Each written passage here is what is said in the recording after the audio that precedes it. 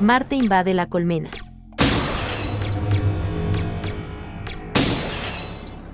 En el cielo occidental, después del anochecer del miércoles 23 de junio, el movimiento orbital de Marte lo llevará directamente a través del gran cúmulo abierto de estrellas conocido como la Colmena, el Pesebre o Messier 44, en la constelación de Cáncer.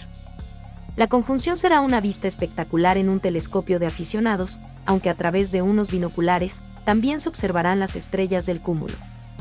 Marte será un objeto telescópico, cerca de las abejas, en las noches circundantes.